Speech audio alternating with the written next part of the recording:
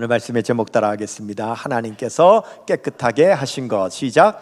하나님께서 깨끗하게 하신 것. 조선시대에요, 저 남쪽 지방에 사는 한 젊은 선비가 있었는데, 아유, 우리 동네에서는 내가 더 이상 배울 게 없어, 이렇게 생각하고 한양으로 올라왔대요. 한양에 명망 있는 선생님을 찾아 그 선생님에게 제가 배우기 위해서 왔습니다, 그런 거예요. 그러니까 이 스승이 잘 왔다고, 그래서 그 선비에게 차를 대접해 주면서 학문적인 토론을 하기 시작했어요.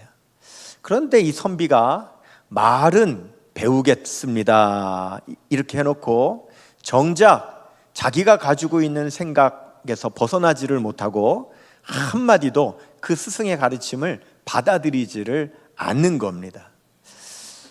그러자 이 스승님이 그 선비 앞에 찻잔에 이 찬물이 가득 차 있는데도 그 위에다가 계속 차를 부어주는 거예요. 그러니까 흘러 넘칠 거 아닙니까? 그러니까 이 선비가 놀라가지고, 아니 선생님, 지금 제 찻잔에 찬물이 차 있는데 왜 그 위에 자꾸 부어주십니까? 그랬더니 그 스승이 이렇게 말했답니다. 그대의 찻잔은 이미 차로 가득하니 내가 새로이 우려낸 차를 부어줄 수 없구려, 그랬다는 거예요. 무슨 말씀이신지 이해가 되시겠어요? 그렇죠. 마음이요, 이미 자기 생각으로 가득 차 있는 사람은 더 이상 새로운 지혜가 그 사람에게 들어갈 수 없다, 이제 이런 교훈을 담은 거죠. 자, 여러분 이 이야기를 좀 마음에 기억해 놓으시고 오늘 말씀을 따라가셨으면 좋겠습니다. 베드로가요, 이제 기도할 시간이 돼서 기도하려고 지붕으로 올라갔어요. 그 지붕에서 한참 깊이 기도하고 있는데 환상을 보게 된 거예요. 하늘에서 큰 보자기가 내려옵니다.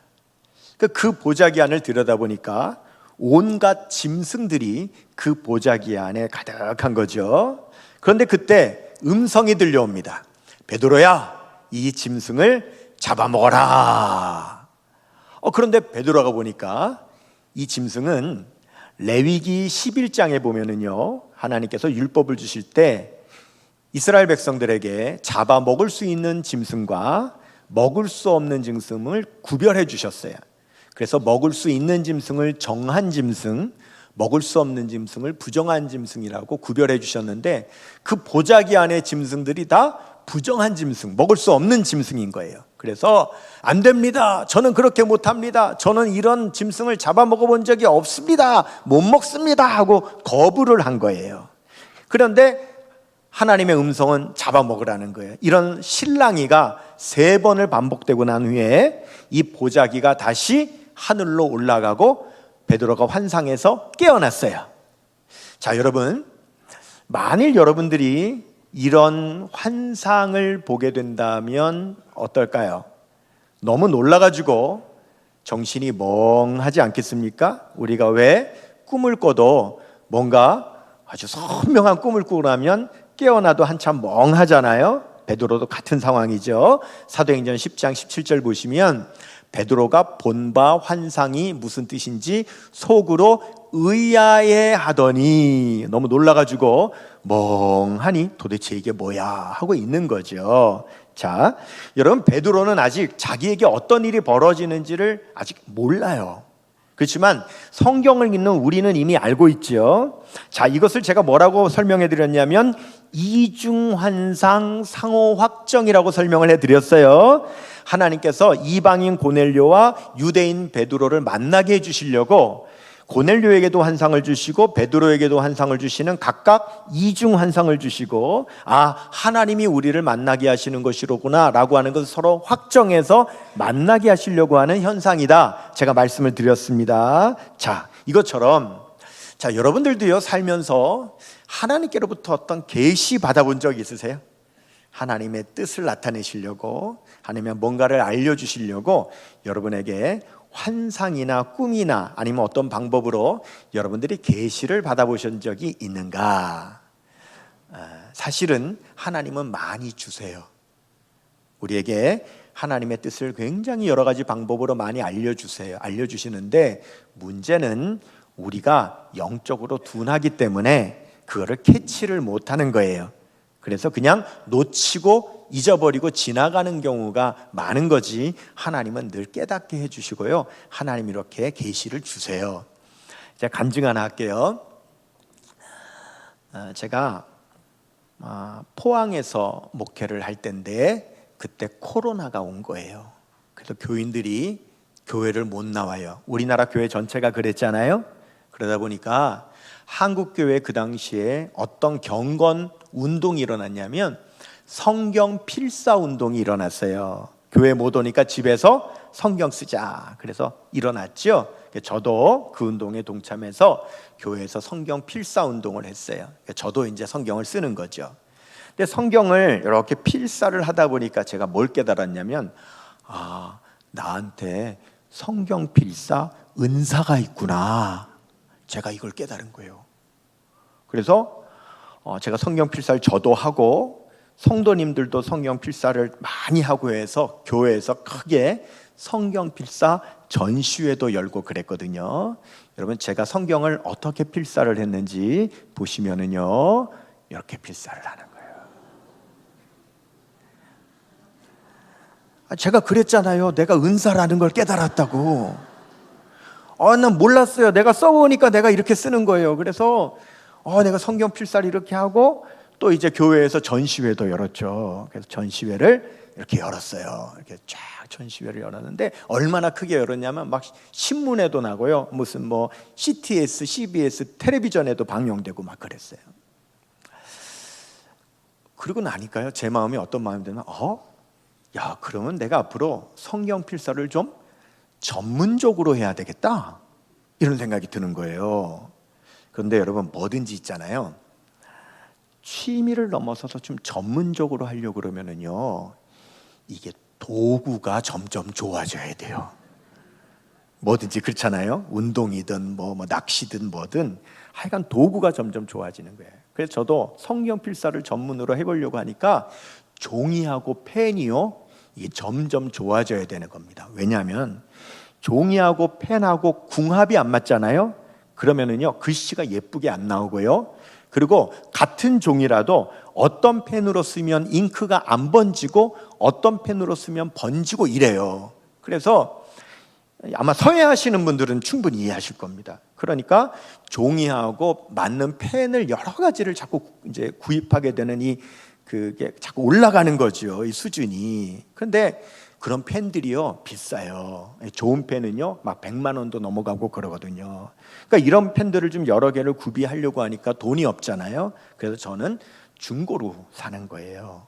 중고로, 이왕이면 어떤 내가 갖고 싶은 펜이 있는데 그걸 어떻게 이제 누가 중고로 내놓는 게 있으면 그걸 사요. 그런데 중고 중에서도 또 값이 싼 거는 어떤 거냐면 거기에 이름이 각인돼 있는 거. 그러니까 그거는 이제 내 이름이 아니니까 남의 이름이니까 그런 건 사람들이 안 사려고 그러거든요. 그래서 중고이면서도 이름 새겨져 있는 걸 제일 싸게 쳐요. 그러니까 뭐 저는 뭐 필사만 하면 되는 거니까 그 이름이 무슨 상관이에요. 그래서 어떤 요 펜이 있었으면 좋겠다 했는데 마침 포항에서 어떤 사람이 그 펜인데 중고인데 이름 새겨져 있는 거, 그거를 내놓은 거예요. 그래서 아주 비싼 펜인데 좀 싼 가격에, 싸도 비싸죠 뭐.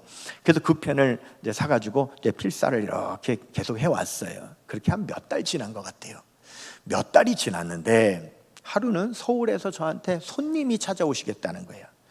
그래서 손님이 오셨는데 누구십니까? 그랬더니 자기들은 서울의 역천성결교회를 다니는 사람인데 담임 목사님을 청빙을 해야 되는데 뭐 당신이 청빙위원장이고 또 당신이 청빙위원이고 그런데 권영기 목사님을 담임 목사님으로 청빙하고 싶어서 찾아왔습니다. 그래요. 얼마나 황당하겠어요. 제가 당황스럽고요.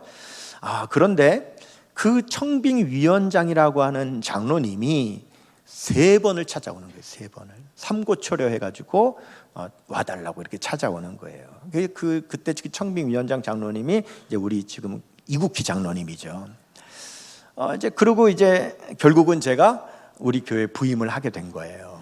이제 부임을 하고 한 1년쯤 지났을까?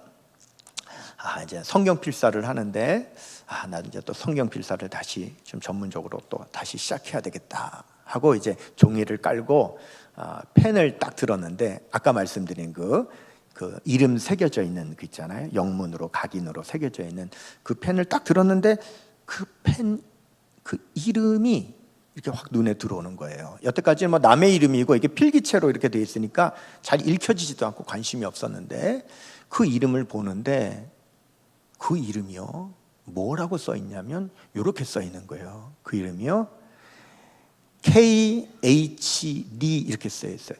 이국희 이렇게 써 있는 거예요.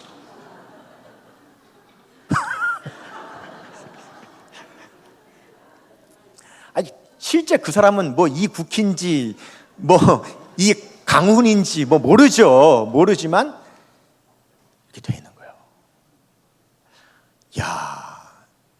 제가 분명히 그 장로님 포항에 내려와서 만났을 때도 그분의 이름을 알았는데 전혀 매칭을 못 시켰던 거죠. 하나님께서 나에게 이렇게 미리 사인을 주셨을 수도 있는데 내가 영적으로 둔하니까 그거를 캐치하지 못했을 수도 있었던 거죠.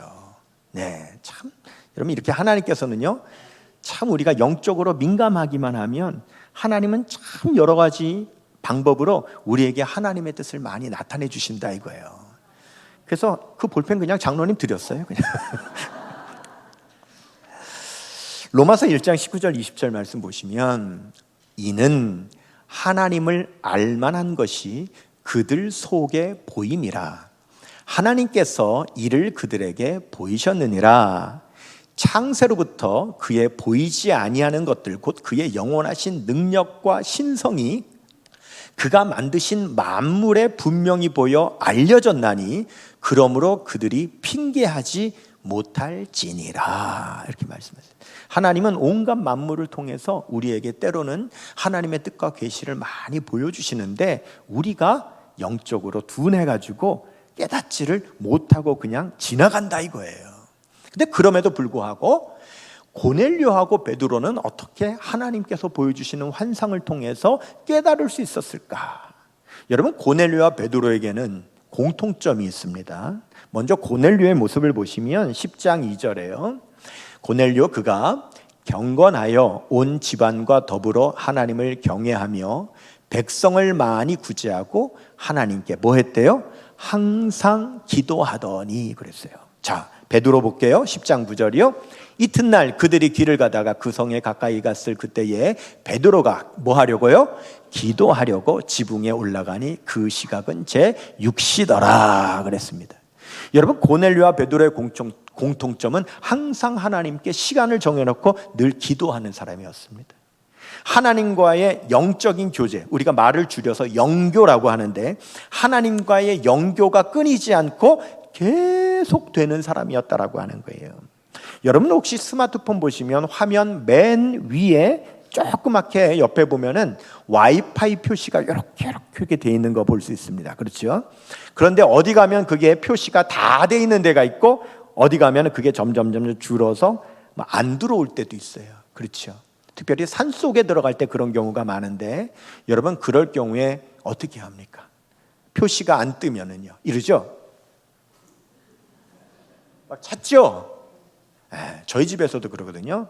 저희 집에도 거실에 왜 그 와이파이 공유기가 있잖아요, 안테나가. 그런데 거기서는 잘 터져도요 화장실이나 저쪽 방 끝에 가면 신호가 약해져가지고 잘 안 터진단 말이에요. 이렇게 하나님과 우리 사이에 늘 영적으로 교제하는 이 영적인 그 영교가 어떤 사람은 계속 되는 사람이 있는가 하면 어떤 사람은 계속 되지 않는 사람이 있어요. 그런데 고넬료와 베드로는 항상 하나님과 연결되어 있기 때문에 하나님께서 언제 환상을 주셔도 언제 계시를 주셔도 그들은 깨닫는 겁니다.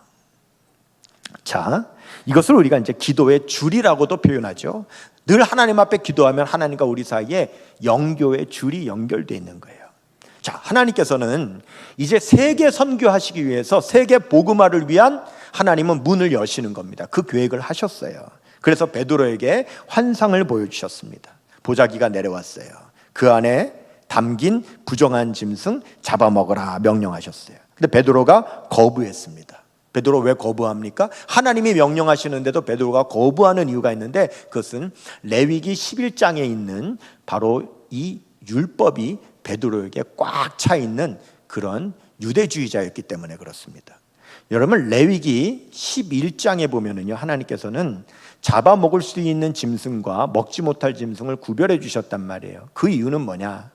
이스라엘 백성들이 율법을 받을 때가 광야였습니다. 그러면 곧 가나안 땅에 들어가게 되는데, 가나안에 사는 족속들이 뭐 이런 음식 저런 음식 다 잡아먹습니다, 짐승들을. 그리고 그걸로 제사를 드려요. 그런데 유대인들도 똑같이 하면 그들에게 동화되고 그들도 우상 숭배할 가능성이 있기 때문에 그거를 구별하시기 위해서 그렇게 하나님께서는 그들이 먹는 것 중에 먹지 못하게 구별해 놓으셨던 거라는 사실입니다.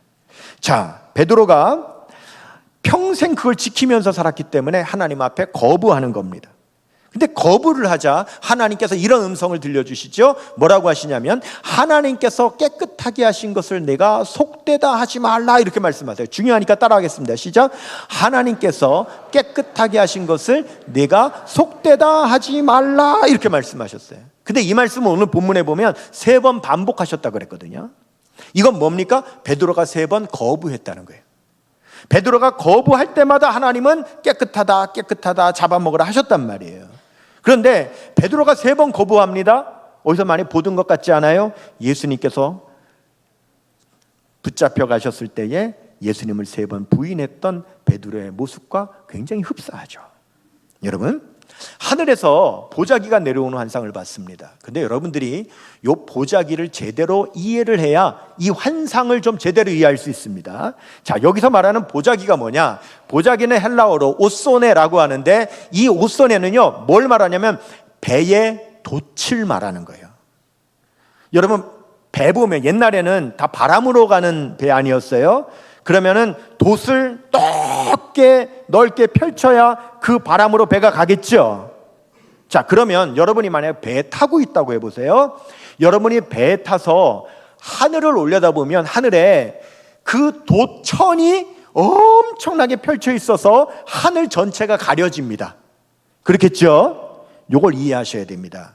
자, 무슨 말이냐? 여러분 보세요. 베드로가 하늘을 올려다보는데 하늘을 덮을 만한 큰 천이 내려온다는 거예요. 여러분들이 떡 싸고 이불 싸는 요만한 보자기가 아니에요. 하늘을 덮는 어마어마하게 큰 천이 내려오는 겁니다. 여러분 보십시다. 그 옛날에요, 위를 올려다볼 때 세상에서 볼 수 있는 가장 큰 천이 뭘까요? 그 당시에 돛이죠. 생각해 보세요. 돛보다 더 큰 천이 없어요. 그 당시 세상에서는 돛이 사람이 위를 쳐다볼 때 볼 수 있는 가장 큰 천이 돛이에요. 아멘입니까? 그러니까 그렇게 큰 하늘을 덮는 천이 내려왔다, 이런 의미인 거예요. 그러니까 여러분들이 요만한 보자기 내려온 거라고 상상하시면 안 돼요. 그래서 어마어마한 큰 보자기가 내려와서 그 안을 들여다보니까 그 안에는 뭐 걸어다니는 짐승, 기어다니는 짐승, 날아다니는 짐승이 있었다 그랬죠. 이것은 뭐냐면 그 보자기 안에 아주 아프리카 같은 넓은 세상이 보인 거예요. 넓은 세상에 수많은 동물들이 그 안에서 막 어우러져 뛰어다니는 그런 세상을 본 거예요. 세상을. 그 얼마나 환상이 놀라워요. 근데 하나님께서 그 짐승을 잡아먹어라, 이렇게 말씀을 하셨단 말이죠. 여러분, 그 짐승이 뭘 의미하느냐? 이 세상 모든 민족을 의미하는 거예요. 모든 인종, 모든 민족의 사람들을 의미하는 거예요. 그런데 베드로는요 그걸 이해할 수가 없는 거예요. 받아들일 수가 없는 겁니다. 왜냐하면 여러분, 베드로 입장에서는요, 하늘에서 짐승이 내려와도 정한 짐승이 내려와야지 부정한 짐승이 내려올 수 없는 겁니다.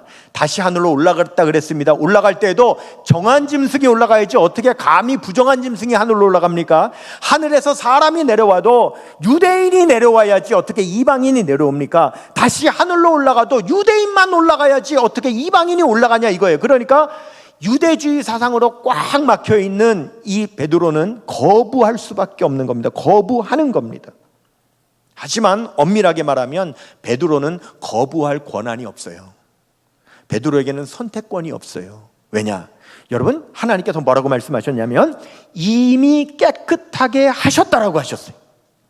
이 세상의 모든 그 동물을, 이 세상 모든 민족의 모든 인종의 사람들을 하나님은 정하다라고, 하나님은 깨끗하다라고 하셨어요.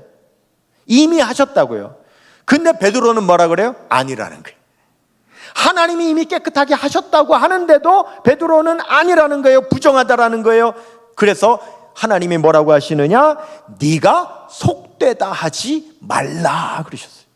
내가 이미 깨끗하게 했다고 하는데도 왜 너는 부정하다고 하냐? 너는 부정하다고 속되다고 하지 말라라고 말씀하시는 겁니다.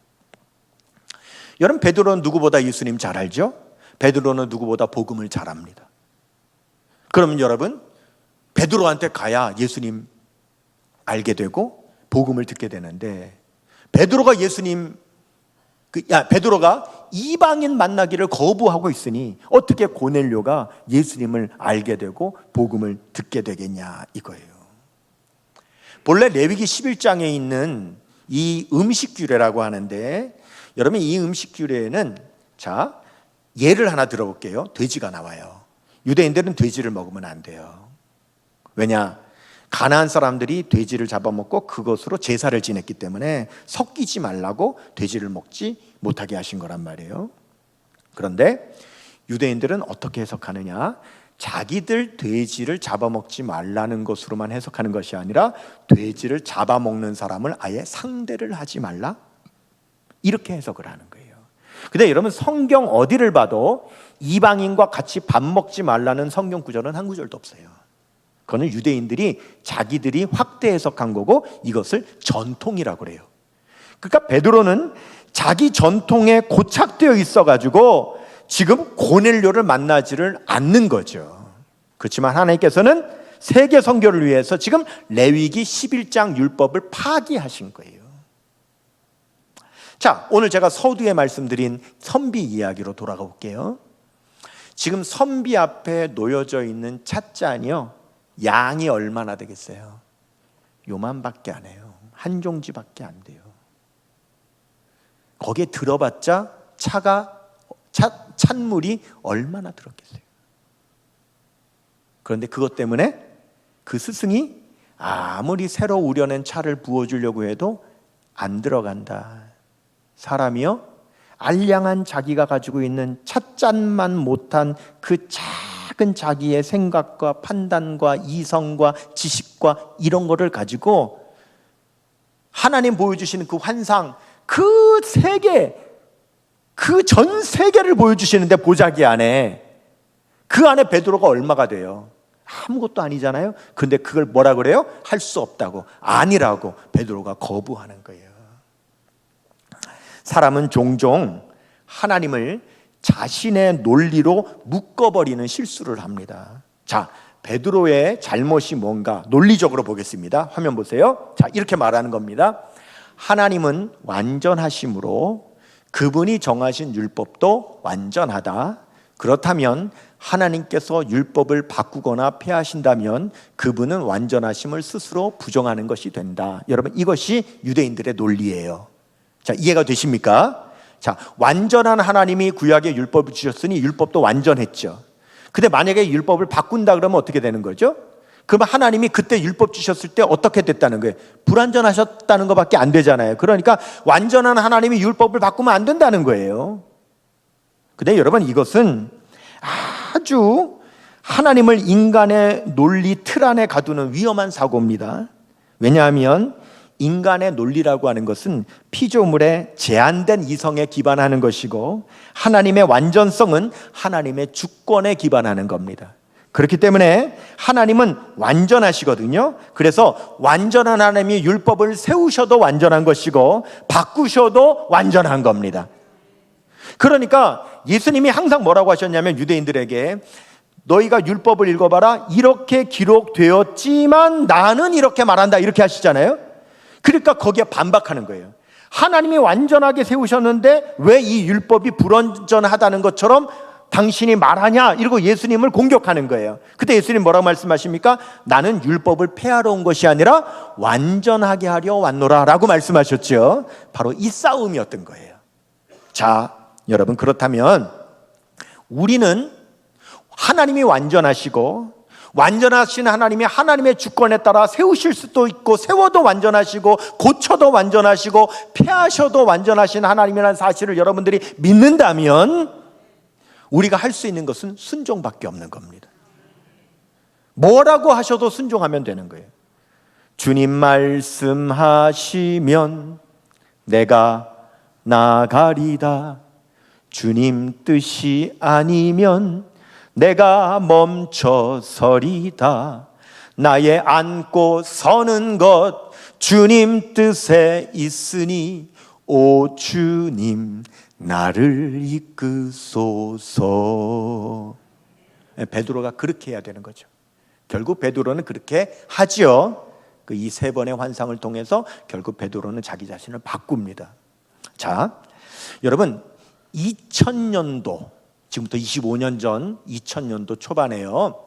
원래는 영국에서 시작된 기독교 신앙 프로그램인데 그때쯤 우리나라에 들어온 프로그램이 있었어요. 그래서 우리나라에 처음 들어오니까 아무도 모르니까 처음에는 목사님들만 모아가지고 그걸 안내하고 가르치고 교육하고 세미나하고 그랬습니다. 그 프로그램이 뭐냐면은 알파 코스라고 하는 프로그램이에요.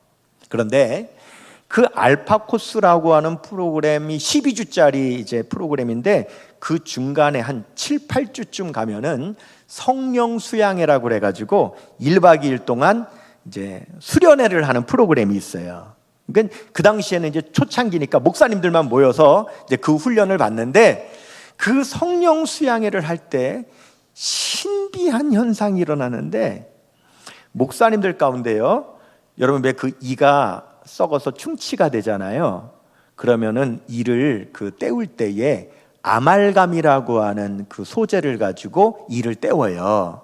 그런데 희한하게 나이 드신 목사님들 가운데 오랫동안 여기 아말감 씌워가지고 있는 그 목사님들의 그 아말감이 성령 수양회 때 기도를 하고 나면 금으로 바뀌어져 있어요.